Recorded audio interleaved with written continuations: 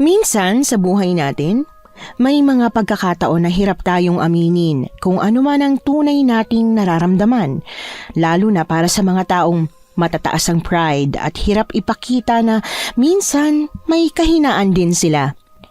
Pero paano kung yung pagbaba ng pride at pag-amin ng kahinaan ay ang siyang tulay para maging mas masaya ka sa buhay mo? Katulad na lang ni Amanda, isang siga at matapang na dalagang manunugis ng aswang.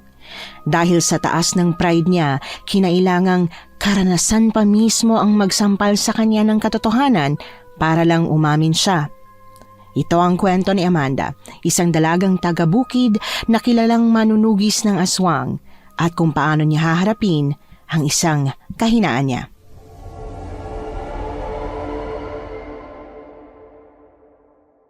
Raul! Saluhin mo! Aray, ba't mo ko binato? Diyos ko, ang tanga! Yung bawang saluhin mo! Oh, eto pa! Ang bilis mong bumato eh. Huy, hindi ko masalo. Bilisan mo lang siya ng aswang! Hala, Amanda, tulong! Diyos ko naman! Pahama ka talagang kurimaw ka! Tumabi ka dyan! Ako na! Dali-daling tumakbo si Raul para sana umiwas sa aswang na akma siyang sasakmalin. Pero ang tanga, tatakbo na lang ang gagawin niya, nadapa pa. At dahil hadlang siya sa daraanan ko, hindi na ako nag-atubili pang apakan ng ulo niya, saka tumalon para hagisan ng bawang yung bunganga ng aswang na kalaban namin. Agad na umusok ang bibig nito. Hindi pa ako nakontento, dumukot pa ako ng asin mula sa bulsa ko at sinabuyan ang mukha ng aswang na naging dahilan para mapahiyaw siya sa matinding sakit. Etong sayo, tikman mong buntot pagi ko! Marahas na hinampas ko ang balat ng aswang. Tuloy-tuloy lang ang pagkasunog niya. At sa huling paghampas ko ng buntot pagi sa kanya, nakita ko pang panlilisik ng mga mata niya bago tuluyang naging abo at nahulog ang sisiw niya sa lupa. Ay, natapos din. Oy Raul, bumangon ka na dyan at baka sipain pa kita. Pinahirapan mo ko, sumama-sama ka tapos ako lang naman palang lalaban sa aswang. Teka lang, sakit na mukha ako. Inapakan mo ba naman ang ulo ko eh? Nangudgod tuloy ako sa lupa. Ay, bagay lang sa'yo yan. At least may silbi yung ulo mo. Nakatalon ako ng maayos kanina. Wala bang salamat dyan? Para kang si Rudolph sa ilong mo. Alika na nga. Sorry kung natapakan ko yung ulo mo eh. Haharang-harang ka kasi. Gagamutin ko na lang yung sugat mo pagbalik natin sa bukid. Ditong labi ko masakit eh. Pwede bang ito muna ang gamutin mo? Eh kung suntukin ko na lang kaya yan para lalong dumugo, no? Oh, hindi na nga eh. Sabi ko nga ilong ko lang ang gamutin mo. Iiling-iling na inakbayan ko si Raul kahit na mas mataas siya ng ilang dangkal kesa sa akin. Sumakay kami sa motorsiklo ko at umangkas siya sa likuran ko. Malaking tulong din ang bagong bili kong motorsiklo, kahit second hand lang. Magagamit ko pa rin kapag mga ganitong pinatatawag ako para lumaban sa mga aswang. Hindi ko naman na kailangan ng kasama, sanay naman ako na mag-isa. Pero itong si Raul talagang pinipilit sumama sa tuwing may lalabanan akong aswang. If I know, nagpapabango lang naman siya sa akin dahil nanliligaw siya. Ilang beses ko na nga siyang binasted pero paulit-ulit pa rin nangungulit.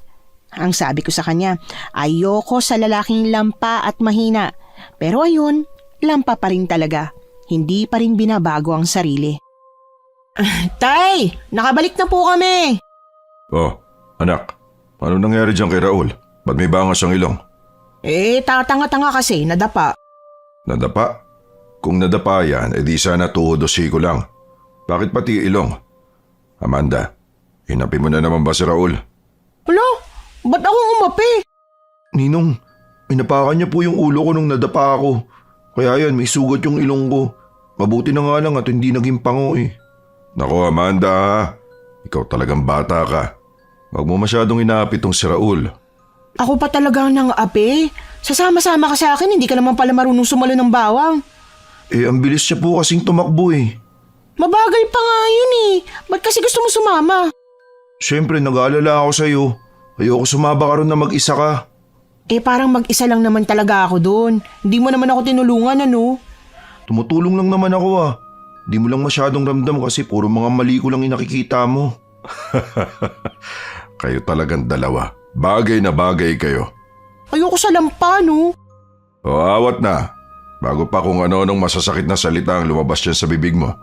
Kumain na kayo sa loob at naglaga ako ng malagkit na mais. Paborito ko po yan, Ninong. Alam ko, kaya yan talaga ang inilaga ko. Grabe, parang di akong anak niyo ah. Gusto ko ng kamote, tay. Hindi ko alam kung anong klaseng gayuma ba ang meron si Raul at talagang alagang-alaga siya ni tatay.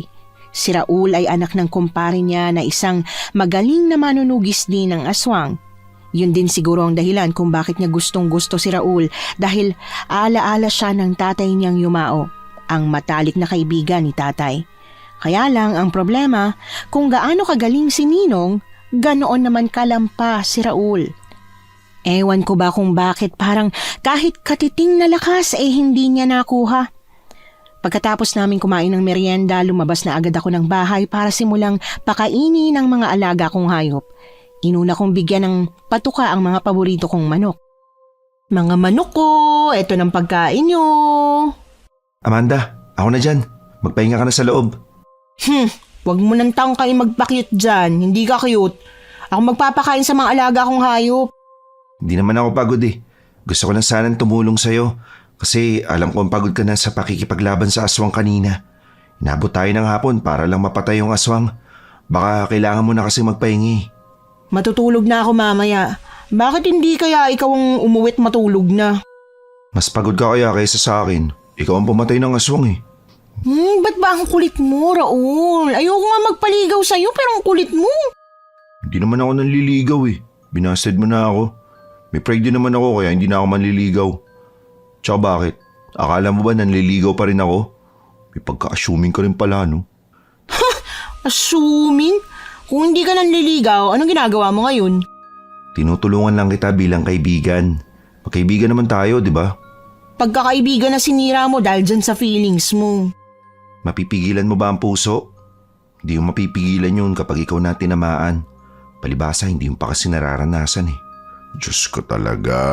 Tama na nga ang pagtatalo nyo at ako na magpapakain sa mga manok. Nagugutom na ang manok sa pagtatalo nyo. Oh. Akin na yan, Amanda. Matulog ka na sa loob. At ikaw naman, Raul. Umuwi ka na sa inyo at sigurado inihintay ka na ng nanay mo. Kakamot-kamot na tumango si Raul at umuwi na. Pag si tatay ang nagsabi sa kanya, sunod agad siya. Pero pag ako, ang tagal. Ang dami pang palusot. Dahil kinuha ni tatay ang patuka sa manok na hawak ko, dumiretso na lang ako sa likod bahay kung saan naroon naman ang mga baboy. Pero agad akong hinabol ni tatay at hinatak ang tenga ko. Aray ko, tay! Bakit po ba? Alik ka na. Pumasok ka na sa loob ng bahay. Imbes na magpakain ka pa ng baboy dyan. Pagod ka na tapos magpapakapagod ka pa lalo. Matigas din ang ulo mo, no? Tatay, aray! Wala naman na po si Raul kaya wala na makikipagtalo sa akin. Ikaw napapansin ko masyado nang lumalala ang pang-aalipusta mo kay Raul. Grabe naman po kayo sa pang-aalipusta. Huwag ka nang magmaang-maangan, Amanda. Narinig ko ang pagtatalo niyong dalawa. Alam ko namang ayaw mo lang masira ang pagkakaibigan niyong dalawa, kaya ayaw mo makipagrelasyon sa kanya. Pero sa ginagawa mo, sa tingin mo hindi masisira ang pagkakaibigan niyo? Sinira niya na po yun noong araw na nagtapat siya sa akin. Nangako kami sa isa't isa na magiging magkaibigan kami hanggang sa pagtanda. Hindi lang pala pagkakaibigan ang gusto niya. Wala ka ba talagang nararamdaman sa kanya o in denial ka lang? Naku, tay. Wala nga po talaga. Bahala na nga po kayo, matutulog na ako. Bahala ka. Kapag nakahanap ng iba yang si Raul, ewan ko na lang kung hindi ka magsisi. Mas maganda nga makahanap siya ng iba para tigilan na niyang pangungulit sa akin. Baka makita na lang kitang iiyak-iyak dyan, ha? Hindi po yan mangyayari, no?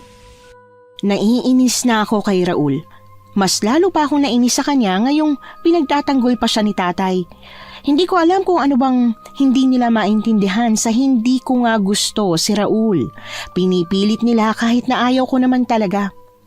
Nakatulog ako ng mahaba noong gabing yon. Nagising na lang ako noong hapunan at natulog ulit pagkatapos. Kinabukasan, masarap ang gising ko.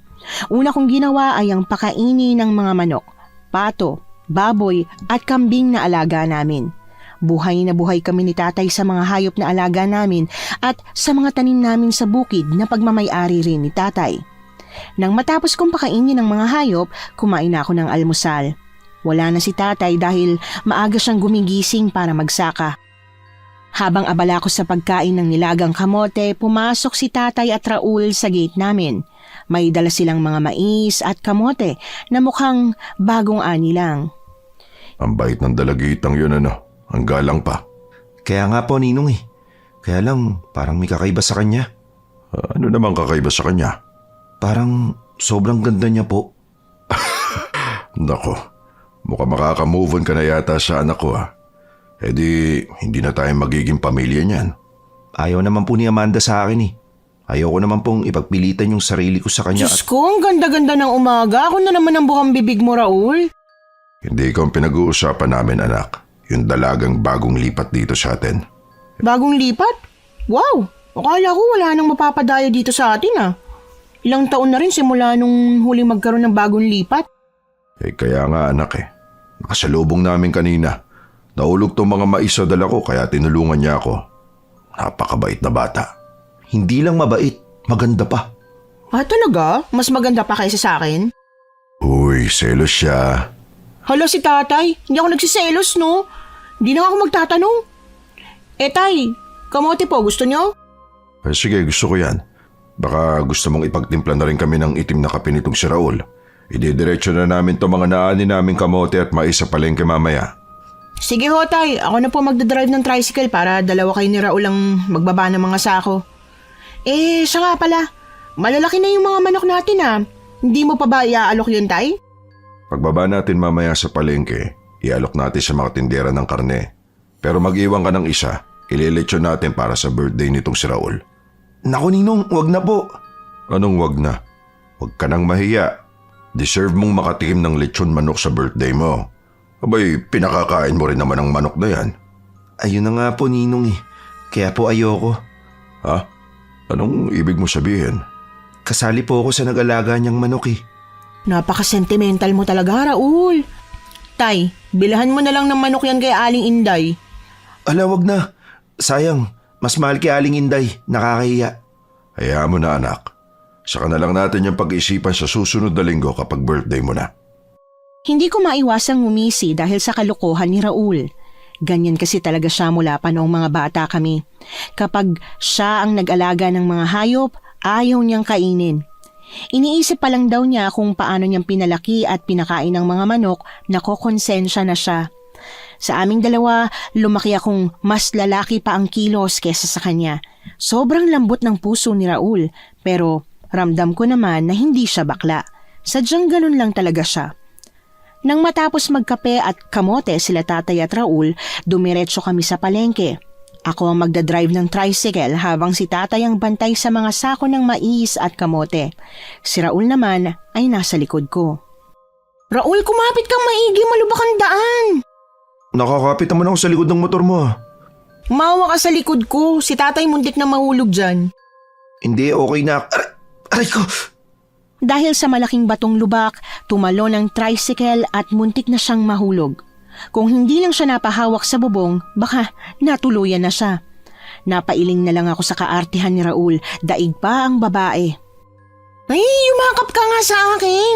Tingnan mo, sa susunod na lubak, mahuhulog ka na talaga dyan. Kulit mo rin eh. Raul, take your chance. Once in a lifetime ka lang makakayakap sa anak ko. Tatay! Tawa ng tawa si tatay sa loob ng tricycle habang si Raul yumakap na talaga sa bewang ko. Gusto kong matawa, lalo na't nakikita ko ang nahihiyang mukha ni Raul sa may side mirror ng motorsiklo. Bawat lubak, umaalog kami, kaya medyo natatamaan yung ilalim ng dibdib ko. Hoy! Chancing ka! Ibaba mo yung braso mo! Hindi naman ako nanananching eh. Malubak lang talaga. Pulang-pula na si Raul dahil sa pangaasar ko sa kanya. Minsan, nakakatuwa rin talaga siya eh. Moreno pero namumula kapag tinutukso. Napailing na lang ako at nagpatuloy sa pagmamaneho. Maya-maya pa nakarating na rin kami sa palengke. Nang huminto ang tricycle, mukhang wala pang balak humala sa pagkakayakap sa akin tong si Raul. Oh, Raul. Tapos ang maliligayang oras mo. Bitiwan mo na ang anak ko. Ay, sorry po Ninong. Bumaba ka na dyan at magbababa na tayo ng mga sako ng mais at kamote. Opo, eto na po. Tay, papasok na po ako sa loob. Mag-aalok na muna ako ng manok at pato. O siya, sige. Hintayin ka na lang namin sa tricycle kapag hindi ka pa nakabalik. Sige ho, tay. Saglit lang naman ako. Pumasok na ako sa palengke at pumunta sa parte kung saan nagbebenta ng mga karne. Nagsimula na akong mag-alok ng manok at pato. Habang inililista ko ang mga umorder sa akin, nakaramdam ako ng kakaiba nang may dumaang babae sa gilid ko. Kunot noong lumingon ako pero hindi ko na nakita ang mukha niya, basta't mahaba ang itim niyang buhok at maputla ang balat. Ate, ang baho ng babae, no? Ang ganda pero ang baho. Di naman masyado, grabe ka naman. Bagong lipat po siya dito, kasama yung pamilya niya. Basta ang baho niya po, ate. Nakakasuka. Hoy, wag kang ganyan, Totoy ha. Mamaya may makarinig sa'yo. Hindi naman siya mabaho, baka mabaho lang ang bunganga mo. Naku, ate. 3 times a day po ako nagtutoothbrush kaya wag ako. O siya, sige, mabaho na akong mabaho. Ang mabuti pa, itanong mo na nga sa tatay mo kung kukuha ng manok at pato. Oo raw po, ate. 10 manok tapos 3 pato po. Sige, ililista ko na ha. Ay, ate. Pwede raw po ba kayong mag-deliver ng madaling araw? O kaya naman po si tatay na daw po ang kukuha ng mga manok. Mga anong oras ba? 4:00 daw po ng madaling araw. Naku, tulog pa ako niyan. Pwedeng tatay mo na lang ang kumuha. Punta lang siya sa bahay bukas. Bakit daw ba madaling araw? Kasi po para fresh. Kanyang oras po siya kumukuha ng mga manok sa supplier eh. O siya, sige. Basta kunin nyo ha. Bihira lang kami magbenta kasi hindi naman kami kasing laki ng supplier nyo. Opo ate, syempre support po kami sa inyo eh. Teka, magtatakip lang po ako ng ilong. Bumalik na naman siya. Ha? Nagtaka ko nang takpan ulit ni Totoy ang ilong niya nang dumaan pabalik yung dalagang sinasabi niyang mabaho. Hindi ko naman maintindihan kung bakit sinasabi niyang mabaho dahil wala naman akong naaamoy. Grabe! Sobrang baho! Kahit nakatakip na ako ng ilong, naaamoy ko pa rin. Teka nga, Totoy. Bakit mo ba sinasabing mabaho kahit wala naman ako naaamoy? Ewan ko rin po. Baka may problema na sa pang-amoy ko kasi sabi ni tatay, hindi rin daw po niya naaamoy. Kakaiba yan, Totoy. Kapag patuloy mo pa rin naaamoy yan, sabihan mo ko ha. Ha? Bakit naman po? Ipapaalbularyo na kita. Amanda, O teka, nandyan na si Raul. O Raul, bakit? hinahanap ka na ng tatay mo. May pupuntahan pa raw tayo. Ha? Saan naman? May gusto kasing bumili ng baka na alaga ni Tatay Nestor. Di ba, tagal na niyang binibenta yon pero wala pa rin bumibili. Pagkakataon na to. Ay nako, salamat naman. Baka makakabili na ako ng bagong sapatos kapag naibenta yung baka. Yan ang una mong hilingin kay Ninong kasi pudpud na yung sapatos mo. Nagpaalam na ako kay Totoy at sinabi sa kanya na papuntahin na lang ang tatay niya sa bahay namin ng madaling araw. Pagkatapos noon ay bumiyahe na kami sa bandang dulong parte ng baryo kung saan naroon daw yung naghahanap ng nagbebenta ng baka. Dito lang kayo. Ako ang papasok at makikipag-usap. Sige ho, tay, pero parang walang tao. Kakatukin ko para makasiguro. Sila Mang Tepok palang bibili? Diyos ko, Mang Tepok, sumalangit nawa ang kaluluwa mo. Ano sinasabi mo dyan? Patay na si Mang Tepok nung nakaraang linggo pa. Nailibing na nga eh. Ha? Bakit hindi ko alam? Nito ko lang din nalaman. Abala kasi tayo nung nakaraang linggo sa pakikipaglaban sa mga aswang eh. Kung ganun, sino nang nakatira dito? Ang sabi, binenta raw to ng mga anak ni Mang Tepok sa mag-asawang bagong lipat dito sa atin. Yung pinag-uusapan namin ni Ninong kanina. Yung magandang mabahong babae. Anong mabaho? Sabi kasi ni Totoy mabaho raw.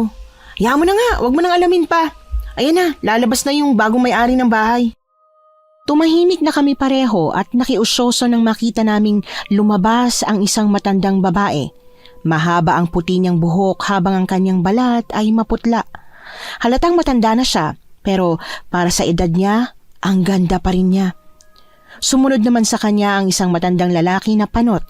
Kagaya nung matandang babae, maputla rin siya. Pamilyang mapuputla palang mga yan, ano? Sus, maputi lang ang balat. Galing siguro sila sa Maynila. Siguro nga. Ang sabi, nakakaputi raw ang tubig sa Maynila eh. Shh, huwag ka maingay. Pakinggan natin ang usapan nila. Ano klase baka bang binibenta mo? Pinatabang baka. Dati kong ginagatasan yon kaya lang matakaw kong kumain kaya ayun, naging patabang baka na. Ay, yan ang kailangan namin. Ilang kilo ang baka mo? 600 kilos, babae. Sige, pwede bang kunin agad mamaya? Ha? Kukunin agad? Oo, kakatayin na agad bukas eh. Ganun ba? Sige, puntahan nyo kami sa bahay namin. Doon nyo sa may kaliwang parte ng baryo na to mula sa arko. Makikita nyo ang gate namin na kulay pulang bakal. Siya, pupunta kami ron. Kukunin ko lang ang bayad namin. Sige, maraming salamat ha.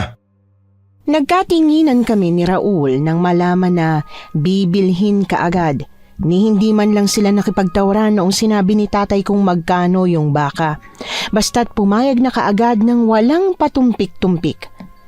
Nang magpaalam na si tatay sa kanilang mag-asawa at humarap sa amin, grabe ang laki ng ngiti niya. Sa tagal kasi naming balak na ibenta yung baka, walang bumibili dahil mahal nga. Ayaw namang ibenta ni tatay ng mura dahil ang laki na ng ipinuhunan namin doon. Pakanta-kanta pa si tatay habang nasa biyahe kami pa uwi ng bahay. Ramdam ko ang saya sa paraan kung paano siya kumanta. Pero ang hindi namin inaasahan ay nang makarating kami sa bahay. Amanda! Amanda anak! Ano nangyari? Diyos ko! Anong nangyari? Ninong, ang mga alaga niyo pong hayop. Yung baka ko. Ang baka ko. Teka, Diyos ko! Ano po ba nangyayari, tay? Teka, papatayin ko lang ang makina. Amanda! Diyos ko, anak ko! Ang mga hayop natin! Nalimas! Ano ho? Ano bang... Diyos ko, ang mga manok ko! Yung mga bato! Gulat na gulat kami nang pagdating namin sa bahay. May mga nawawala at namatay na mga manok at pato. May mga nakita kaming bahid ng dugo na para bang sapilitan silang kinuha. Pati ang mga kambing hindi nakaligtas. Kaya mabilis na tumakbo si tatay patungo sa likod bahay habang kami ni Raul ay sumunod sa kanya. At nang dumating kami roon, tuluyan ng gumuho ang mundo namin nang wala na pati ang baka. May 3 baboy na natira habang may 1 namatay. Samantalang 7 ang baboy namin. Pero ang mas lalong nakakapagguho ng mundo namin ay nang makitang wala na rin na ang baka. Diyos ko, bakit ganito ang nangyari? Nasaan ang baka ko? Nasaan ang mga alaga natin, Amanda? Tay, tahan na po kayo. Ako pong bahala. Hahanapin po natin ang salarin. Sigurado may nakakita po sa kumuha ng mga hayop natin. Imposibleng wala. Magtatanong-tanong na kagad ako, Amanda. Pakalmain mo muna si Ninong. Alina po kayo, tay. Kailangan pa po natin tumingin sa loob ng bahay para malaman kung may mga gamit din ba tayo nawawala. Lintik lang ang walang ganti sa ginawa ng kung sino mas sa mga hayop ko. Walang hiya sila. Iyak ng iyak si tatay. Sa tanang buhay ko, hindi ko pa nakikita si tatay na umiyak ng ganito katindi. Ang sabi ni Ninong, yung tatay ni Raul, huling umiyak si tatay noong namatay ang nanay ko mula sa panganganak sa akin. Hindi umiyak ang tatay ko kung hindi matindi ang dahilan. Kaya habang umiiyak siya, ganon din ang pagtulo ng luha ko. Hindi ko gustong makita siyang ganito. Tay, ubusin niyo na po yung tubig. Maubusan po kayo ng luha niyan eh. Anak, hindi ko akalain na may malakas ang loob na magdako ng mga hayop natin dito. Mula pagkabata ko, ilang beses lang kaming nanakawan ng mga hayop at paisa-isa lang yun. Hindi ganito karami. Sino kayang nangahas na magnakaw ng mga hayop natin? Hayop sila. Siguradong marami sila dahil hindi na makakayanin ng isa lang na kumuha ng ganong karaming hayop. Ninong, Amanda! O Raul, ano balita? Teka lang, hihinga lang ako. Baka gusto mo rin ng tubig. Hindi na, ayos lang ako. Walang ibang nakakita dahil halos lahat sila abala. Si Lola Minding lang ang nakakita. Isang malaking truck daw ang dumaan dito kanina at pinasok dun yung baka sa kaibang hayop. Akala raw niya ibinenta na yung baka kaya kinuha na. Ano? Diyos ko, Alam mo, maasahan natin kay Lola Miding yung matanda na't ulyanin na yun. Pero, paano kung aswang palang kumuha? Ha? Ewan ko ba, Raul, pero kakaibang kutob ko eh. Anong kutob yan, anak? Yung gate natin mataas yun. Matalas pa yung dulo. Ang lock na gamit natin, hindi masusungkit yun, kaya pwedeng inakyat. Pwede namang tao pa rin ang may gawa. Posible, pero nakita ko kanina na may malalaking kalmot yung patay na baboy. At yung manok po, may malaking kagat sa tiyan. Parang kagat ng hayop. Sigurado ka ba, anak? Umiiyak po kasi kayo kanina kaya hindi nyo nakita. Ngayon ko lang din napagtanto. Tsaka, sinong aswang naman ang mga angahas na pasukin ng bahay ng isang manunugis? Posibleng hindi nun alam na manunugis tayo. Posible nga. Baka yung dalaga mabaho ang aswang. Dalaga mabaho? Oo, yung sinabi mong maganda, sabi ni Totoy mabaho raw eh. Hindi naman maganda kung magbibintang tayo, Amanda. Tsaka hindi siya mukhang aswang eh. Hindi mo kang aswang kasi maganda, ganon? Hindi naman sa ganun. Pero masama nga lang talaga yung magbintang. Tama si Raul. Ay, nakakapanginayang talaga ang mga alaga nating hayop. Ang mabuti pa, maghagis tayo ng asin sa paligid ng bahay natin. Mabuti pa nga po, Tay. Magtatawag na rin ako ng albularyo para tingnan kung totoong hinala ko. Mabuti pa para makasiguro tayo. Hindi na namin pinatagal pa. Agad-agad kaming nagsaboy ng asin sa paligid ng bahay namin, lalo na sa mga kulungan ng hayop. Naglagay din si tatay ng nakabaliktad na walis tingting sa tabi ng gate. 2 at magkabilang parte para sigurado. Ang laki ng pagsisisi namin na hindi na namin ito ginagawa dahil lang matagal na. Simula noong huling may dumayong aswang dito sa baryo namin. Ang isiping lahi ng manunugis ang pamilya namin pero kami ang walang ingat mula sa aswang, parang napakalaking kabiguan. Nang matapos kami sa paglalagay ng mga pangontra sa aswang, umalis na agad ako kasama si Raul para magtawag ng albularyo para masiguro kung talagang aswang ba at kung anong uri ng aswang ang gumawa. Sigurado ka ba talagang aswang ang may gawa? Wala ka bang tiwala sa akin? 3 taon na ako manunugis, alam ko na ang karakas ng mga aswang. Pero nagdadalawang isip si Ninong eh. Mas matagal siya naging manunugis. At matagal na rin siyang nagretiro bilang manunugis kaya siguradong nakalimot na rin siya. Medyo natatanghan na nga lang ako sa sarili ko, Raul eh. Bakit naman? Siyempre, bahay ng manunugis tapos hindi protektado. Wala kang kasalanan dun. Sino ba mag-aakala na may maglalakas loob na aswang yung papasok sa bari ng batikang manunugis? Siguro naisip na rin ng aswang yan. Masyado na yata ako naging mayabang. Naging kampante na kaya ko ng lahat. Hindi naman masyado. Anong di masyado? So sinasabi mo ang mayabang ako? Lo, di ako nagsabi niya na. Ikaw kaya. Ay, totoo naman talaga. Di bale, mas magiging maingat na ako ngayon at sa oras na malaman ko kung sinong gumawa nito sa amin, yari talaga sa akin ang aswang na yun. Paano kung tawang gumawa? Mata lang niyang walang latay. Galit na galit talaga ako. Kung ako lang ang umiyak, ayos lang. Pero ang tatay kong pinaiyak ng mga yon kaya talagang isinumpa kong hindi ako titigil hanggat hindi ko nahuhuli ang aswang. Hindi nga ako nagkamali na isang ang aswang ang kumuha ng mga hayop namin pero ang hindi ko inaasahan ay ang uri ng aswang na kakalabanin namin. Pagbalik namin sa bahay, naabutan ko si tatay sa labas ng bahay, nakausap yung matandang babaeng bibili sana ng baka. Ano ho? May nagnakaw ng baka ninyo? Oo, kaya pasensya ka na at wala akong may bibenta sa'yo. Sino naman kayang magnanakaw nun? Ang laki-laki ng baka. Paano walang nakakita? May nakakita, kaya lang matanda na. Nag-uulyanin na rin. Hindi niya raw alam na wala ako rito nung may dumating na malaking truck. Ayun lang. Sayang naman. Kailangan na namin bukas eh. Pasensya ka na talaga. Medyo nahihiya rin ako dahil nagkasundo na tayo eh. Ay, ang pagkakataon nga naman. O siya, sige. Mauna na ako at maghahanap na lang ng pwedeng bilhan. Sige, pasensya na talaga ha. Walang problema. Hindi mo naman ginusto yung nangyari eh. Tay! Oh, Amanda, nakauwi na pala kayo. Tara po sa loob, tay. Mag-usap po tayo. Sige, halina kayo sa loob. Halata sa mga mata ni tatay ang labis na kalungkutan. Kaya nahahabag talaga ako na hindi gumawa ng paraan para mabigyang hustisya ang nangyari. Pagkapasok namin sa loob ng bahay, naupo kami sa sala. Anong sabi ng kaibigan mong albularyo? Tama nga ho talagang hinala ko. Aswang gumawa nito sa atin. Kung ganun, kailangan nating tugisin ang aswang na yon. Ako na po, Tay. Hayaan niyo na po ako maghanap sa aswang. Kaya lang, hindi magiging madali ang paghahanap sa kanila dahil kakaibang lahi ng aswang to. Bakit? Anong uri ba? Isang balbal, pero may lahi siyang hunyango. Balbal na hunyango. Ngayon lang ako nakarinig nun ah. Maski ako, Tay, nabigla rin ako eh. Kaya pwedeng magpanggap yung mga aswang na yun. Maging maingat po kayo sa mga makakasalamuhan ninyo. Dahil baka nagpapanggap lang yung aswang. Mabuti at nalaman natin kagad. Yung dalagang pinag-uusapan nyo kanina, Ano bang meron sa kanya, anak? ang sabi ni Totoy mabaho raw. Mabaho.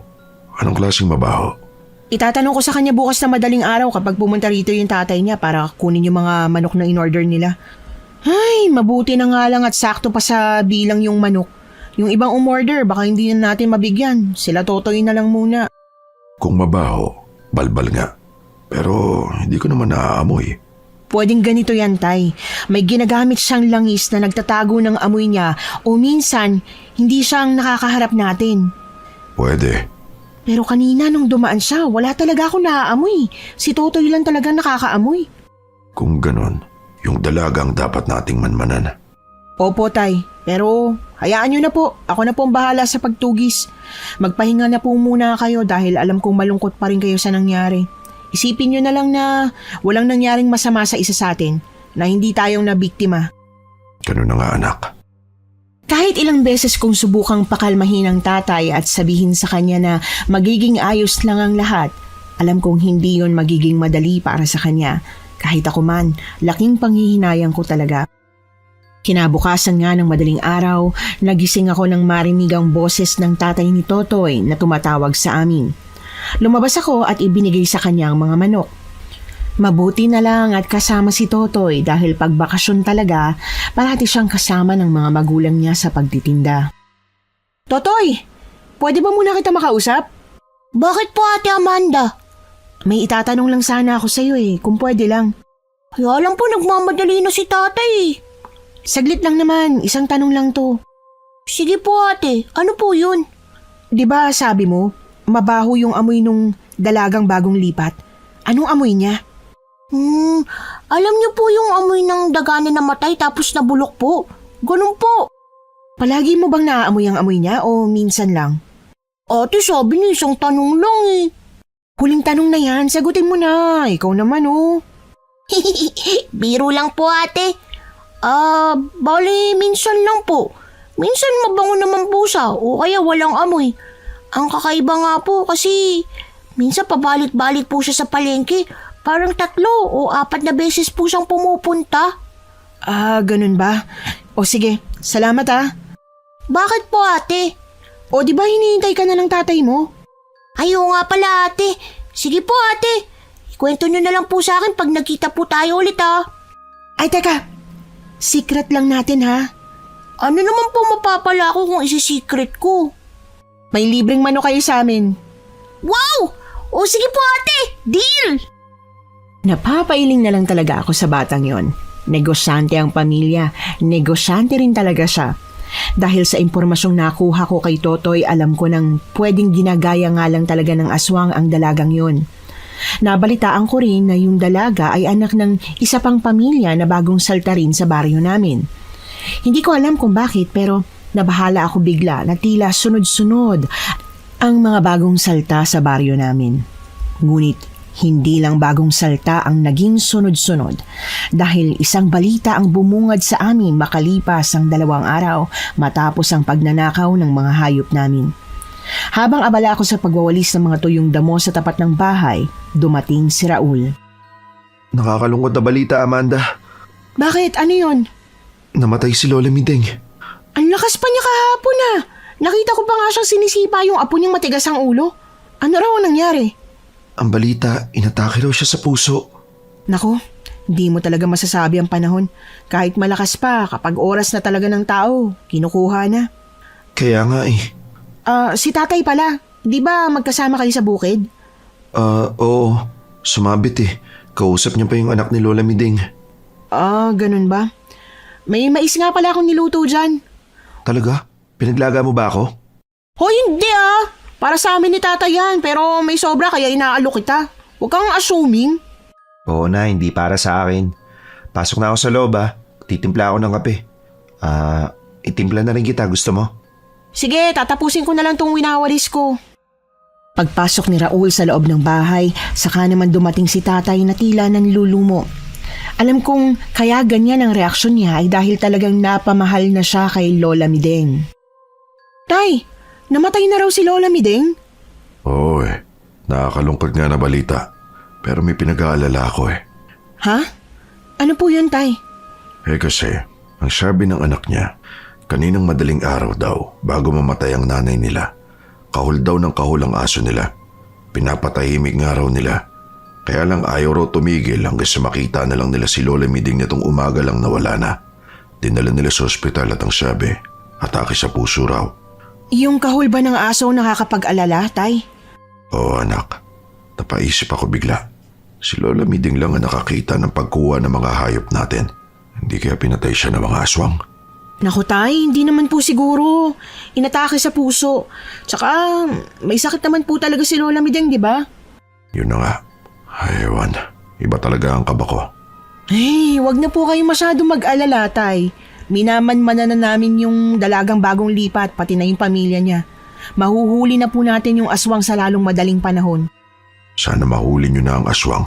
Hindi kasi namin pwedeng hulihin basta-basta dahil hunyango yung aswang. Hindi po tayo sigurado kung yung dalaga ba talaga yung aswang o may aswang pang iba. Teka nga po, Tay. Alam niyo ba ang pangalan nun? Di ko nga rin alam Tahimik kasi. Di bale. Alamin na lang natin. Tatay, kailan daw ba yung unang gabi ng lamay? Bukas daw ng gabi. Kung balbal ang aswang, pwede natin siyang mahuli bukas ng gabi, Tay. Oo nga no. Sana lang hindi sila magmadali. Anong ibig mong sabihin? San pong morgue dinala si Lola Mideng? Teka nga anak. Ano bang pinaplano mo? Kinakabahan po ako Baka kunin yung bangkay niya sa morgue. Nako, yan ang hindi ko alam.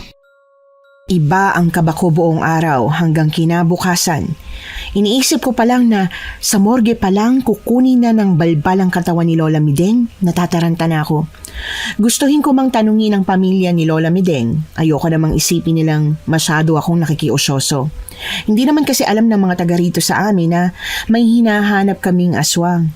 Hindi pwede dahil baka makatunog ang aswang at maging mas maingat pa ito. Nagpasalamat na lang talaga ako nang makarating ang bangkay ni Lola Mideng sa oras ng burol nito. Kahit si Tatay ay umiyak nang makita si Lola Mideng na nakahimlay sa loob ng kabaong. Tay, ito pong tissue, pamuna sa uhog niyo po. Grabe ka naman sa uhog. Luha lang. Nakita ko nga po kanina tumulo. Sige na. Ikaw na ang matalas ang mga mata. Di lang talaga ako makapaniwala. Parang nanay na rin kasi yung turing ko sa kanya. Dahil ilang taon lang ang agwat ni nanay sa kanya.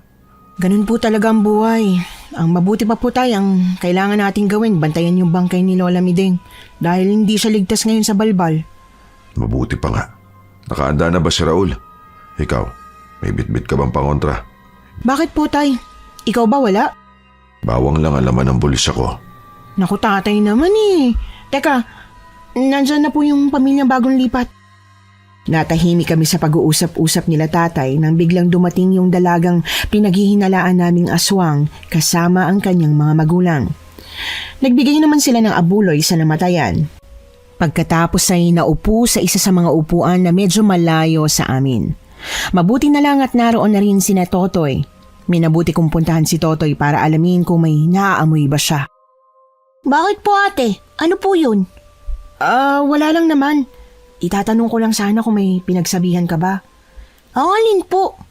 Nung usapan natin kaninang umaga. Gets ko na po ate. Wala naman akong pinagsabihan. Yung libreng manok ko po Siyempre ano ka ba? Ang usapan-usapan. Kailan niyo po ibibigay yung manok?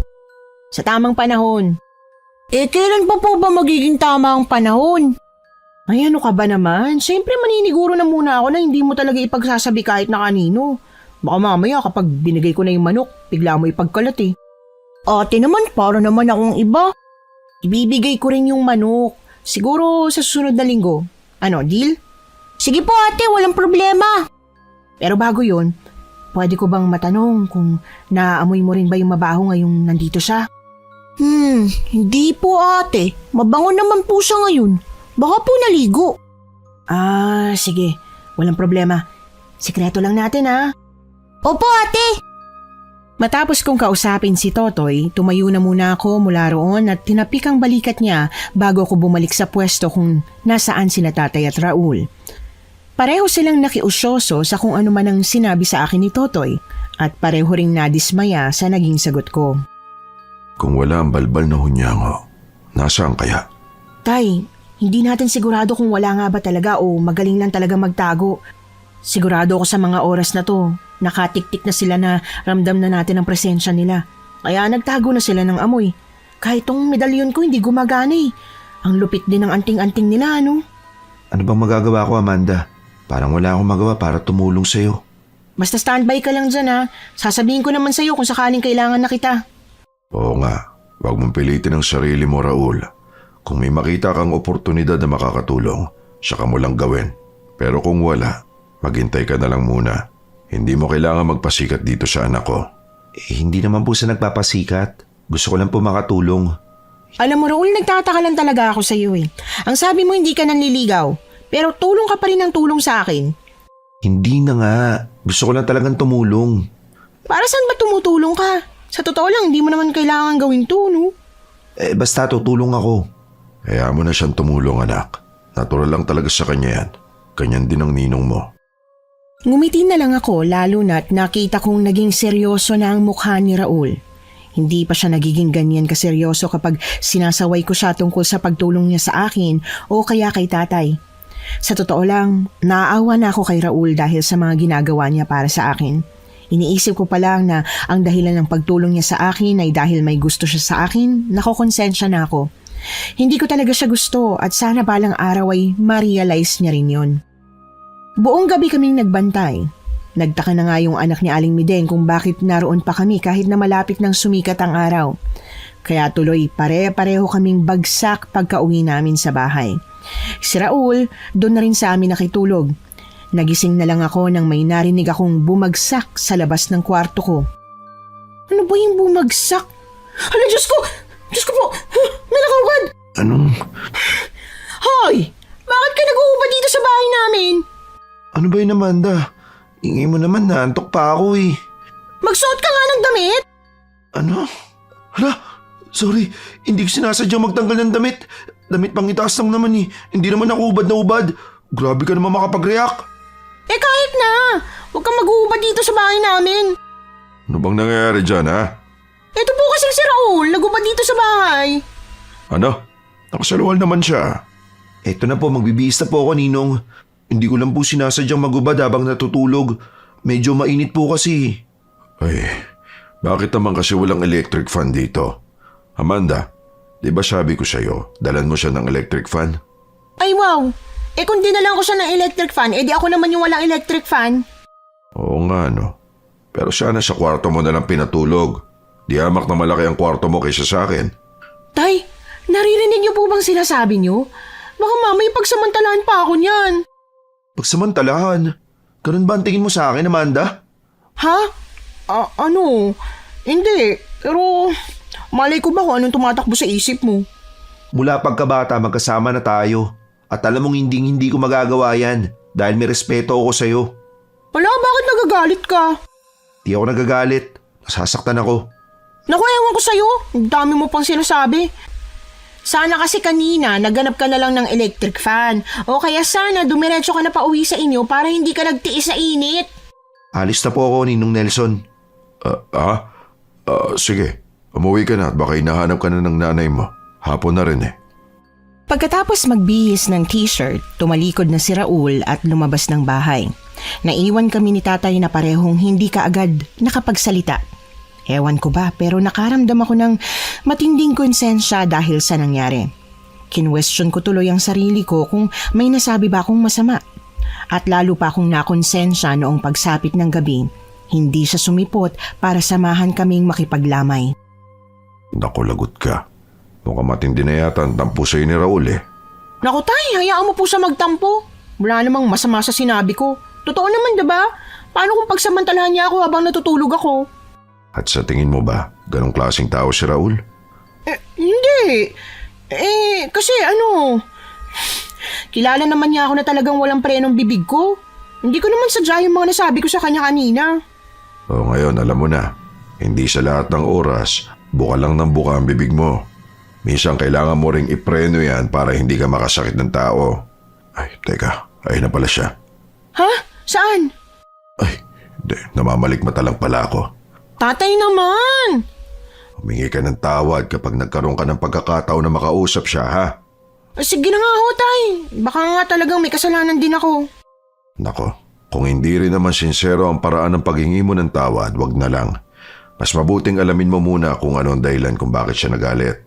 Sige po, tay. Ako nang bahalang kumausap sa kanya kapag nagkaharap na kami. Eh baka naman uminit na naman ang ulo kapag nag-usap na kayo, ha? Tay, wala po ba kayong tiwala sa akin? Wala, kaya umayos ka. Baka multuin ako bigla ni paring Ramil. Ay naku, tay! Pupuntahan ko na nga lang si Totoy at tatanungin kung may naamoy na ba siya. Imbis na ipaglaban ko pa ang sarili ko kay tatay, umalis na lang muna ako at dumiretso sa upuan kung saan nakaupo si Totoy. Nanonood siya ng mga nagtotong eats kaya pasimple ko siyang tinawag na lumipat muna ng ibang upuan.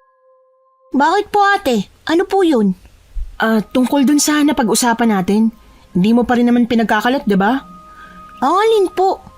Yung tungkol sa naaamoy mo. Ha?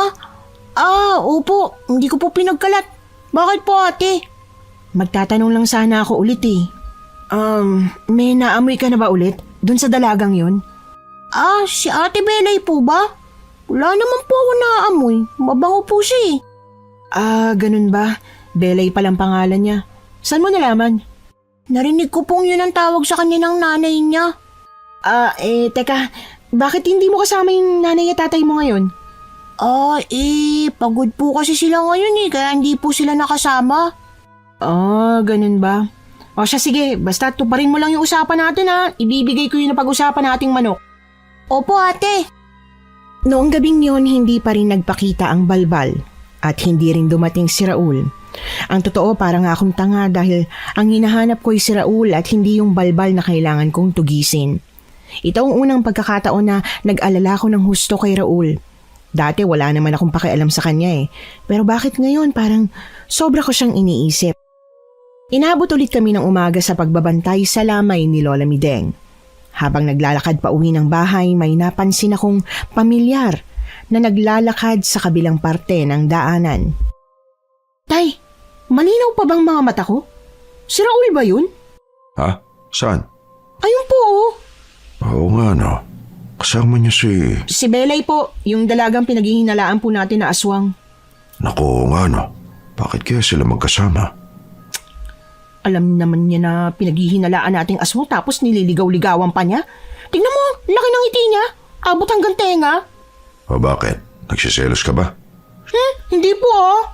Susindi raw. Pero ang uso mo ngayon ang haba. Hindi naman talaga. Bahala siya kung gusto niyang mayanggaw o makain ng aswang. Nang lumingon sa direksyon namin si Raul, kaagad ko siyang inirapan at dumiretso ko sa paglalakad. Galit na galit ako. Kasi alam naman niyang si Belay ang pinaghihinalaan naming aswang pagkatapos ngayon bigla silang naging malapit sa isa't isa. Parang ang tagal na nilang close kung makangiti itong si Raul. Pagdating sa bahay kahit bangag na ako dahil sa puyat, hindi talaga ako nakatulog agad. Hindi ko alam kung anong nangyayari sa akin. Nakatulog din naman ako pero halos pahimbing pa lang ako nang bigla akong ginising ni tatay. Amanda! Diyos ko! Amanda, gising! Tay, naantok pa po ako. Sa susunod mo na ulit ituloy ang tulog mo. Ang bangkay ni Lola Mideng. Ha? Bakit po? Ang bangkay niya. Natangay ng balbal. Diyos ko po, tara na tayo, umalis na po tayo. Ayusin mo muna ang sarili mo. Mukhang pugad ng sisiw ang buhok mo. Naiinis ako na kailangan ko pang ayusin ang buhok ko bago umalis. Dahil sobrang natataranta na talaga ako, itinali ko na lang ang buhok ko sa nagmamadaling paraan bago kami lumabas ni tatay. Pagkarating namin sa lamay, doon ko lang na-realize na madilim na pala. Nakatulog pala ako ng mas mahaba kaysa sa inakala ko. Ninong, mabuti po at nandito na kayo. Oh, nandito ka rin. Anong nangyari habang wala kami? Ipapaliwanag ko po sa inyo, Ninong. Ganito po kasi yan. Hindi po ba at si Bella yung pinagsususpetsahan natin? Nagkamali po tayo. Ginagamit lang siya ng balbal na hunyango para lituin tayo. Ah, talaga ba, Raul? O baka napaibig ka na ng balbal na yon? Sus, heto na naman ba tayo, Amanda? Huwag na muna kayo magtalo, pakiusap. Ano nangyari habang wala kami, Raul? Nang makumpirma ko po na hindi nga si Bella yung balbal, dumiretso po ako rito. Pero pagdating ko, namatay ang ilaw sa buong bahay nila Lola Miding. Pagkatapos, sobrang lakas ng hangin. Halos 5 segundo lang po yun at pagbukas ng ilaw, wala na po yung bangkay ni Lola Miding. Wala dito si Bella nung nangyari yan? Wala, nasa bahay nila. Kung ganon, sinong naabutan mong nandito kanina bago namatay yung ilaw? Ang huling natatandaan ko, mga kamag-anak ni Lola Miding, tapos yung mga nagsusugal, at saka si Totoy. Si Totoy, kasama ba niya ang mga magulang niya? Hindi, bakit mo ba natanong? Mukhang nakaramdam na yung balbal. Puntahan natin ang bahay nila, Totoy. Ano? Teka, hindi ko maintindihan. Ipapaliwanag ko habang papunta tayo. Bilisan na natin! Inaamin kong naiinis pa rin talaga ako kay Raul dahil sa hindi niya pagsipot sa amin ng isang araw. Ayos lang sana kung sinabi niya sa amin kung ano man ang dahilan, kung bakit bigla na lang siyang hindi nakipag-usap, pero hindi eh. Imbis na isipin pa ang inis ko kay Raul, nagmamadali na lang kaming pumunta sa bahay ni na Totoy. At dahil motorsiklo lang ang dala ko dahil si tatay lang naman ang kasakay ko kanina, naglakad na lang si Raul. Hindi ko nasabi sa kanya kung ano man ang dapat na pag-usapan. Pagdating sa bahay ni na Totoy, siya nga mismo ang nagbukas ng pinto. Magandang gabi po, ate. Ano pong ginagawa niyo dito? Totoy, nandito ka lang ba buong gabi? Opo. Hindi po ako lumalabas. Bakit po? Bakit hindi ka lumalabas? May sakit po kasi ako eh. Nilalagnat po ako mula pa kahapon. Ah, ganun ba? Pero magaling ka na ngayon. Malakas pa rin bang pang-amoy mo? May sipon nga po ako eh. Ay nako, yun lang. Bakit po? Ano pong problema? Ah, wala naman. Sige, Totoy. Maraming salamat sa lahat ng tulong mo sa akin, ha? Ate, yung manok po ah. Hindi ko pa rin po nakakalimutan. Grabe, natatandaan mo pa yun. Yaan mo, malapit naman na mag-1 linggo. Ibibigay ko sa iyo yung manok na deserve mo. Bagsak ang balikat kong tinalikuran si Totoy. Inasahan ko kasi na baka matulungan kami ni Totoy ngayon pero mukhang wala kaming choice kundi ang kumilos ng kami lang. Hinarap ko si tatay na ngayon ay nanliliit ang mga matang nakatingin sa akin. O tay, bakit naman po ganyan ang itsura niyo? Wala. Pinangakuan mo pala ng manok si Totoy? Naku tay, isang manok lang ang hiling niya kumpara sa dami ng mga nawala sa atin. At saka, nakatulong din naman talaga siya. Biro lang anak. Pero ano nga ba kasing inihingi mong tulong sa kanya? Di mo pa nababanggit sa akin. Ang tulong po na hinihiling ko sa kanya, yung paggamit sa ilong niya. Paano nakakatulong ang ilong niya? Naamoy niya po kasi yung mga balbal. Naamoy niya nun si Belay at ang sabi pa niya, nagpabalik-balik to sa palengke ng hanggang 4 na beses. Dahil sa kanya, nagkaroon ako ng ideya kung paano gumalaw yung mga balbal na hunyango. Aba, ang galing din pala ng ilong niya si Totoy. Eh kaya lang may sipon siya ngayon kaya hindi niya maaamoy yung balbal. Ano kayang gagawin natin ngayon? Ay, bakit ba kasi si Totoy lang nakakaamoy dun sa balbal eh? Kung naaamoy ni Totoy yung balbal, ibig sabihin, may eksepsyon ang ginagamit nilang langis para itago ang amoy nila. Ibig niyo po bang sabihin, hindi gumagana sa bata? Pwede. Eh paano po yan? Sinong batang hihiramin natin ng ganitong oras? Hindi bata ang kailangan natin para maamoy yung mga balbal. Ang kailangan natin, yung mga taong walang alam tungkol sa kanila. Tulad ni Belay. Ano sinasabi mo dyan? Kaya nilang itago yung amoy nila para hindi sila maamoy ng mga kagaya nating manunugis o kaya naman albularyo. O ng mga taong may kaalaman sa balbal. Pero mga inosente, naaamoy pa rin sila. Kasi hindi naman nila alam yung tungkol sa mga amoy ng mga aswang na yun eh. May punto si Raul. Ah, so ibig mong sabihin, si Bella yung kakausapin nating sumama sa atin? Oo, nakausap ko na siya kaninang umaga. Pupuntahan na lang natin. Wala bang iba? Maraming inosente rito sa baryo natin, wag lang siya. Bakit hindi siya? Kasi nagsiselo si Amanda sa kanya. Tatay! Nagsiselos po, Ninong? Bakit naman po siya magsiselos? Ay tama na nga. Tara na, puntahan na natin si Belay. Ako na ang naunang umalis kaysa kung ano pang masabi ni tatay. Inis na inis talaga ako, lalo na nang makasama na namin si Belay na sobrang hinhin kong kumilos at magsalita. Pakiramdam ko sinasadya niya yun eh. May crush siguro siya kay Raul. Teka nga Belay, ganyan ka ba talaga magsalita? Opo, ganito po ako magsalita. Bakit mo natanong? So parang tanga? Parang nagpapabebe? Amanda, ano ka ba? Totoo naman ah. Ganyan din ang sabi ng iba eh. Pero ganito talaga ako magsalita simula pa nung pagkabata. Hindi importante ang paraan ng pagsasalita ni Belay ngayon, Amanda. Kaya pakiusap, huwag mo nang masyadong intindihin. Okay, sabi mo eh. Basta Belay, pakisabi na lang sa amin kung may naaamoy ka na ah. Sige, Amanda. Tignan mo, tinakot mo patuloy si Bella. Nauutal na. Pinigilan ko ang sarili kong magsalita pa ulit dahil nakita ko si tatay na nakatingin sa akin. Parang pinapaalala ang bili niyang ipreno ko naman ang bibig ko kung minsan. Umuwi na muna kami sa bahay para kunin ko yung tricycle. Sumakay kami ron pero ang nakakatawa talaga, si tatay ang pinasakay sa likod habang si Raul at Belay ay nasa loob ng tricycle. Lalong nag-igting ang inis sa dibdib ko. Makakapatay talaga ako ng balbal na hunyango sa oras na mahuli na namin yun. Ang totoo, inip na ako sa kahihintay kung kailan ba sasabihin ni Belay na may naaamoy na siya. Panay naman ang tanong sa kanya ni Raul kung meron na daw ba pero palaging wala ang sagot niya hanggang sa malapit na naming marating ang dulo ng baryo. Ano, wala pa rin ba? Raul, baka mali ka nang inaakala. May naaamoy na ako. Sobrang baho. Amoy nabubulok na bangkay. Ha? Teka, dito? Ihinto mo ang tricycle, anak. Baka marinig tayo. Sige ho, tay. Eto po, tatabi ko lang dito. Sinasabi ko na nga ba? Anong sabi mo po, tay? Wala naman po kayong sinasabi Kakaiba ang pakiramdam ko sa mag-asawang nandyan sa loob. Hindi ko masyadong inisip dahil baka nagkataon lang. Teka. Oo nga po, tay. Nagsabi silang bibili ng baka. Walang pagdadalawang isip na bibilin nila kahit na mahal. Pagkatapos pag uwi natin, wala na yung baka at ilang hayop natin. Yan nga ang naisip ko, anak. Pero dahil ayoko magbintang kaagad, hindi ko na masyadong inisip. Belay, dito ba talaga? Sure ka? Oo nga, nakakasuka yung amoy. O siya, sige. Tatay, ako na pong bahalang kumatok sa kanila. Amanda, sasamahan na kita. Hindi na, samahan mo na si tatay at Belay dyan. Pero kailangan mo ng kasama. Ay naku, bahala ka na nga dyan. Dahil nasa loob ng tricycle ang mga gamit na kukunin ko, hinintay kong bumaba si na Raul at Belay. Inirapan ko talaga ang lalaking kaibigan ko.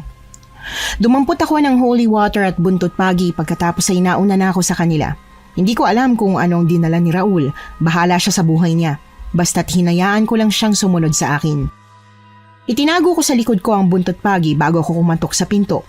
Maya-maya pa lumabas si Aling Budang na parang gulat na gulat nang makita ako. Magandang gabi. Anong ginagawa niyo rito? May itatanong lang po sana ako. Ano ang itatanong mo? Gabing-gabi na. Kaya nga po gabing-gabi na. Pagkatapos nangunguha pa po kayo ng bangkay. Bangkay? Ano sinasabi mo? Bangkay ni Lola Mideng. Pakilabas na po habang mabait pa ako. Nasisiraan ka na ba ng bayet? Nasa matinong pag-iisip pa po ako. Ilabas niyo na yung bangkay ni Lola Mideng. Hindi ko na pinatagal pa. Agad kong inilabas ang holy water pagkatapos ay iwinisik yun sa mukha ni Aling Budang. Napahiyaw siya sa tindi ng sakit, lalo na dahil lumapnos yun sa kanyang balat. Lintik kang bata ka! Ilabas mo si Lola Mideng! Wala ako ilalabas! Wala sa akin ang bangkay! Matagal na ako hindi kumakain ng bangkay! Ayaw mo talagang ilabas Ginagalit mo ako? Wala nga! Pakiusap, wala! Dahil sa halo-halong inis na nararamdaman ko, winisikan ko ulit siya ng holy water. Pagkatapos ay hinugot ko na mula sa likuran ko ang buntot pagi. Mabilis akong pumasok sa loob ng bahay nila. Hinampas ko si Aling Budang ng buntot pagi pero para siyang batang panay lang ang pag-atras. Hindi siya lumalaban. Pakiusap, mabayad na ako. Hindi na ako nangunguha ng bangkay.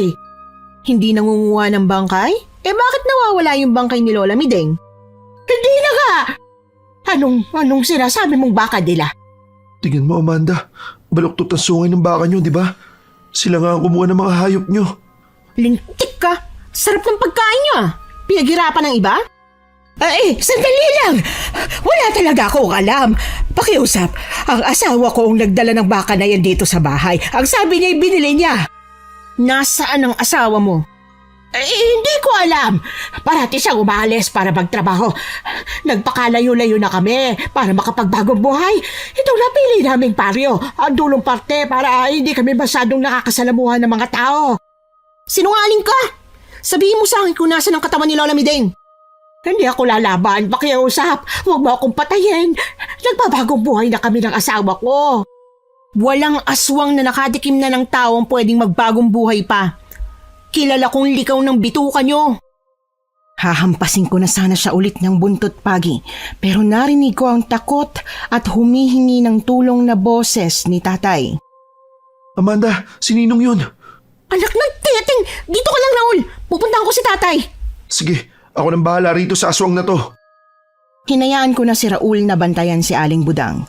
Kaagad akong lumabas para makita kung anong nangyayari kay tatay. Nang papalapit na ako, nagulat ako nang makita si Belay. Nagbabagong anyo siya. Paiba-iba. Mula sa mukha ni Belay, pabalik sa mukha ng asawa ni Aling Budang. Hawak niya si tatay sa leeg habang nakangising nakatingin kay tatay. Ang sabi ko, huwag kang maingay, di ba?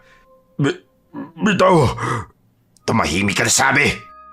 Bago pa niya masaktan ng tatay ko, mabilis na tumakbo ko patungo sa kanila at saka ko tumalon ng mataas para hampasin siya ng buntot pagi. Sa lakas ng hagupit ng buntot paging hawak ko, napabitiw siya kay tatay na naging dahilan ng pagbagsak ni tatay sa lupa. Buisit! Ang sakit nun ah! Ang lakas din ng loob mong sakta ng tatay ko, ano? Kailangan mamatay talaga kayo dahil kayo ang perwisyo sa plano namin. Perwisyo? Kayo ang perwisyong pumasok na lang bigla dito sa baryo namin. Sa 6 na baryong to, pasensya ka na iyan na manunugis ng aswang, pero mukhang hindi mo kami kakayanin. Namilog ang mga mata ko nang marinig ko ang ungol ng mga aswang sa paligid ko. Ang medalyong suot ko ay uminit. Sobrang init na parabang nag-aapoy na. Nang luminga ako sa paligid, nakita kong napakaraming aswang pala. At nang muli kong ibalik ang tingin ko sa harap ko, ang laki na ng ngisi ng balbal na hunyango. Sige, Iya. Lumabang ka kung kakayanin mo. Ay, nalintikan na! Wala na akong nagawa pa nang sumugod sa akin ng mga aswang. Nilabanan ko sila gamit ang buntot paging hawak ko. Pero ang una kong ginawa ay ang harangan si tatay, pati na ang tricycle. Dahil hindi ko ito magagawa ng mag-isa lang. Kumuha ka po ng panlaban, tatay! Heto na anak. Harangan mo muna ako. Pumasok si tatay sa loob ng tricycle habang nilalabanan ko ang mga balbal na sumusubok lumapit sa akin. Hindi ko alam kung saan nila kinukuha ang tapang nila. Isang hampas lang ng buntot pagi ko na may baspas pa ng engkantong kaibigan ko, patay sila kaagad. Minsan kailangan pang 2 hampas o 3, pero madali pa rin. Tay, ano na? Heto na. Lalabas na. Padaanin mo na ako. Agad akong umalis sa pagkakaharang ko kay tatay at lumabas siya roon na may hawak na spray can at lighter. Anak, tumabi ka! Natataranta naman akong gumilid dahil alam ko na ang balak gawin ni tatay. Inispray niya ang hawak niyang spray can pagkatapos ay nagsindi ng lighter. Agad na nagliyab ang mga ulupong na aswang na sumusugod kay tatay. Wala ka pong kupas, tay! Siyempre, ako pa ba? Tara na po, tay! Tapusin natin yung mag-asawang balbal na yan! Ito ang sa inyo! Lumayo muna ako kay tatay at pinuntirya ko yung mga aswang na malayo pa sa kanya. Pinaghahampas ko sila ng buntot pagi. Kung may pagkakataon, binabasbasan ko sila ng holy water. Ayan, sige! Holy water kayo dyan! Pambawas ng kasalanan! Amanda! Amanda! Raul! Anong... Habang abala ko sa pakikipaglaban sa mga aswang, narinig ko ang boses ni Raul na humihingi ng tulong. Kaya hinaghilap ko siya at nakita ko ang kalaban niya ay mismong ang mag-asawang balbal. Wala siyang dalang panlaban kundi asin lang. Diyos ko naman, Raul! Kailan ka ba mababawasan ng pagkatanga? Amanda, tulungan mo na ako rito pakiusap. Napapailing na hinawi ko ang mga aswang para mabilis akong makarating kung nasaan siya. At nang malapit na ako, kaagad akong tumalon at sinipa yung lalaking balbal na malapit ng dakmain si Raul. Tumalsik siya palayo bago pa ako makababa sa lupa. Anong? Paano nakarating ka agad dito? Napakarami naming alagad na nagbantay sa inyo. Yan ang Amanda ko. Sisi o mga aliporos yung aswang sa kanya. At ikaw naman, lampa. Nakakainis ka talaga. Yung inis ko kay Raul, ibinuhos ko na lang kay Aling Budang. Pinagsusuntok ko ang mukha ni Aling Budang habang hindi pa siya nakakabuelo. At nang bumagsak na siya sa lupa, bumangon naman ang buwisit niyang asawa. Lubayan mo ang asawa ko! Sumugod sa akin si Mang Badong pero bago pa niya ako masaktan, nasabuyan naman siya ng asin ni Raul. Ikaw ang lumayo kay Amanda. Ang babaho nyo! Mabaho, pero naakit ka nga sa asawa ko bilang si Belay. Aminin mo. But hindi ako naaakit sa iba. Kay Amanda lang ang puso ko simulat sa pool. Sa inis yata ni Raul, kinuha niya ang buntot pagi mula sa akin at pinagahampas ng buntot pagi si Aling Budang. Sumubok na lumaban si Aling Budang pero hindi siya makaiwas sa ginagawa ni Raul. At nang aawat sana si Mang Badong, sinabuyan ko naman siya ng holy water. Aray ka! Ilayo mo sa akin yan! Ha? Hayaan mo sila! Tayong maglaban. Tanggol ka ng tanggol sa asawa mo eh. Aray ka! Ano ba? Buwisit kang babae ka! Ha? Sumugod sa akin si Mang Badong. Nasugatan niya ang pisngi ko nang muntik niyang mahablot ang mukha ko. Matapang ka lang dahil may hawak kang holy water! Anong sabi mo? Lumabang ka ng patas! Lumabang ka ng walang holy water! Ba't hinahamon mo ba ako? Mayabang ka, manunugis ka! Wala ka namang binatbat dahil babae ka lang! Sa inis ko, gigil na hinagis ko sa asawa niya ang isang bote ng holy water. Bumuhos yon sa mukha ni Aling Budang na ikinagulat din ni Raul. Mabilis na natunaw ang balat ng balbal kasunod ng pag-apoy nito habang si Mang Badong ay napapahiyaw sa hilakbot. Ang asawa ko! Anong ginawa mo? Mabilis na sumugod sa akin si Mang Badong. Gamit ang matatalas niyang kuko, sinubukan niya akong sugatan pero mabilis akong nakaiwas at nahawakan ko ang balikat niya. Sunod-sunod na pinagsusuntok ko ang balikat niya habang siya ay kinakalmot naman ang likod ko. Mahapdi ang pagkakakalmot niya sa akin pero sigurado kong mas masakit sa kanya nang suntukin ko siya sa mukha. Hindi ko alam kung ano nang nangyari sa aming dalawa basta't lumaban ako sa kanya gamit lang ang sariling lakas ko. Kumuha ako ng bato. Hinagis yun sa kanya. Sinipa siya, gumanti rin siya. Pinatitigil na ako ni Raul pero naiinis talaga ako. Amanda, tama na! Mamamatay na yan! Hinamon niya ako, ang yabang ko raw at mahina. Wala kang dapat patunayan, Amanda. Tama na! Pinigilan ako ni Raul. Itinulak niya ako at sa kanya binuhusan ng asin ang dugoang si Mang Badong. Maya-maya pa, nanuyo na ang balat nito at unti-unting nagliyab hanggang sa naging abo. Bakit mo ginawa yun? Tama na, mapapagod ka lang. Pakialam mo ba kung mapagod ako? Ay, eto na naman tayo eh. Anong eto na naman? Dapat di ka na sumama dito eh. Ano bang problema mo? Palagi ka namang galit sa akin pero parang kakaiba yung galit mo sa akin ngayon ah. Psst! Kayong dalawa tumigil na kayo. Para kayong aso't pusa. Kunin na natin ang katawan ni Lola Mideng. Eto kasing si Raul, napaka-epal. Naiinis na nag-walk out ako doon at saka pumasok sa loob ng bahay ng mga balbal. Hinanap ko ang katawan ni Lola Mideng doon. Naabutan kong nakahiga siya sa kama sa loob ng kwarto kaya lang bawas na ng isang kamay. Paano po ba yan, Tay? Bawas na. Hayaan mo na. Ang importante may babalik pa natin kahit kulang na ng isang parte. Sa bagay, ibalot ko na po ng kumot yung katawan niya. At ikaw naman, di ba sabi ko humingi ka ng tawad? Ayan ka na naman eh. Hindi ko kailangang humingi ng tawad, Tay. Bakit ba kasi ayaw mo pang umamin sa nararamdaman mo para kay Raul? Halatang halata yung selos mo kay Belay. Hindi ako nagsiselos, no? Sus, kitang-kita ko si itsura mo nung makita mo sila magkasama. Tsaka kanina, inis na inis ka. Hindi naman po si Belay yon. Si Mang Badong yon, nagpapanggap lang na si Belay. Ibig sabihin, umaamin ka na nga na nagsiselos ka. Ewan ko po sa inyo, Tay. Tara na, hinihintay lang nila tong si Lola Miding. Hindi na ako kumibo pa kahit pa may mga sinasabi pa sa akin si Tatay. Itinikom ko na lang ang bibig ko kahit noong nasa biyahe na kami pabalik sa bahay ni na Lola Mideng. Sobra ang pasasalamat ng pamilya niya. May kutob na raw sila na baka may binabantayan kaming aswang dahil palagi kaming inaabot ng umaga sa pakikilamay. Pero naging tahimik lang daw sila dahil ayaw nilang masira kung ano man ang plano namin.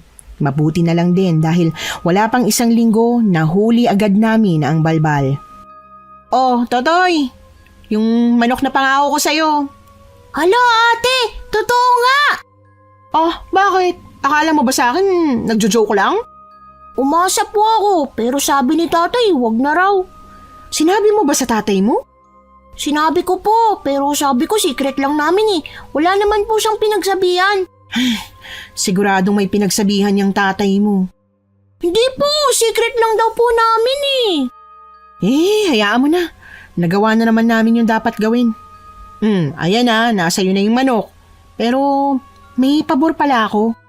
Ano po yun ate? Pabili ng isang buong manok, panglitsyon sana.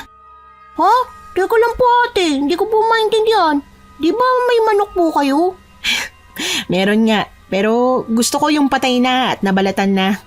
Sige po ate, pagbebentahan po kita. Nagtataka man si Totoy sa inasta ko, pinagbilhan niya pa rin ako ng isang buong manok na panglitsyon. Pagkatapos ay umuwi na ako at nagsimulang magluto ng pansit habang nililitsyon ang manok. Habang nagluluto, narinig ko ang masayang bulalas ni tatay pagkapasok ng gate. Wow, ang bango ng amoy ah. Naku Raul, pinagluto ka yata ng anak ko. Huh? Bakit niyo naman po ako ipagluluto? Ano ka ba? Birthday mo ngayon, di ba? Sus, hindi nga po naalala ni nanay, si Amanda pa kaya. Nandyan na pala kayo. Nagluto ako ng pansit. Happy birthday, Raul. Talagang pinagluto mo ko? Nakapangako na si tatay na lulutuan ka eh. Hindi ko siya nakitang nagluto, kaya ako na lang nagluto. O di ba? Sabi ko sa iyo, hindi makakalimutan ni Amanda ang birthday mo. Salamat ha. Tara na, paluto na tong litsyong manok. Naglitsyon ka talaga? Hindi ko naman makakain yan eh. Huwag ka mag-alala. Hindi tayo nag-alaga niyan. Binili ko kila Toto yung manok. Ha? Talaga? Oo nga. Pero kung ayaw mo kumain, edi bahala ka. Ay hindi, kakain ako. Mabuti kung ganun. Nagsimula na kaming kumain pagkaluto ng litsyong manok. Kitang-kita ko ang saya sa mukha ni Raul habang kumakain siya. Yung mga mata niya parang naluluha na habang kumakain ng pansit. Ba't parang iiyak ka na? Hindi ba masarap? Masarap, Amanda. Sobrang sarap.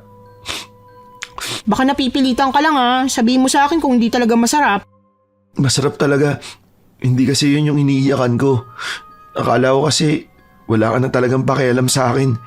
Kasi hindi mo pinapansin ng ilang araw. Huwag ka na nga umiyak dyan. Sorry na nga. Ayan, huwag ka na umiyak. Para kang tanga. Bibili lang ako ng yelo, anak ha. Kayo muna dito. Tumayo si tatay at iniwan kaming dalawa doon. Alam talaga ni tatay kung kailan i-exit sa eksena. Promise, hindi na kita kukulitin na magkagusto sa akin. Basta huwag mo lang ulitin na hindi mo ako pinapansin ha. Ayaw mo na akong kulitin? Paano yan? Ako nang gustong kumulit sa'yo. Oo, hindi na kita kukulitin. Ano? Ang sabi ko sorry na. Hindi, may sinabi ka pa. Happy birthday ka ako. Amanda naman, sabi mo na ulit please. Naku, ewan ko sa'yo. Hindi ka lang palalampat tanga. Bingi pa. Kulitin mo lang ako, Amanda. Sasagutin agad kita. Wow, kapal ah. Amanda, baka naman kahit ngayon lang. Aminin mo na may gusto ka rin sa akin. Birthday ko naman eh. Pag inamin ko ngayon, hindi na ako aamin ulit bukas kasi tapos na ang birthday mo.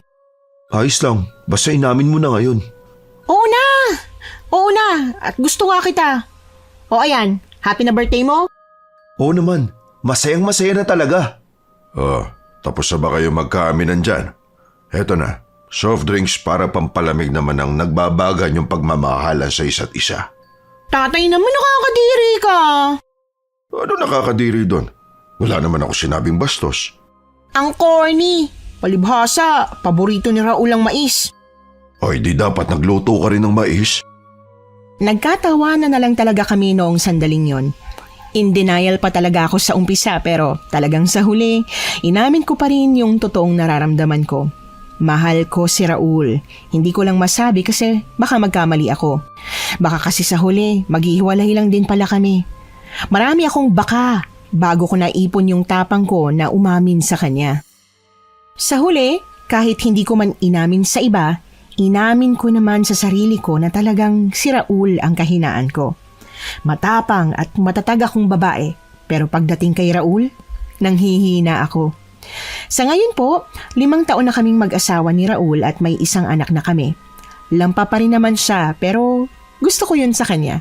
Kasi hindi naman siya magiging si Raul kung hindi siya lampa at tatanga-tangang na-in love sa akin kahit medyo masama ang ugali ko. Kung bago lang kayo dito sa aming channel, huwag na pong mag-atubiling mag-subscribe at i-click na rin ang notification bell para updated kayo tuwing may bago kaming storya. Nag-a-upload kami ng bagong stories 2 to 3 times a week. At kapag nagustuhan niyo ang kwento ngayon, click like and mag-comment na rin. At kung meron kayong sariling kwento na gusto nyong ibahagi sa aming channel na malay nyo isang araw ay maitampok din natin sa isa sa ating mga storya.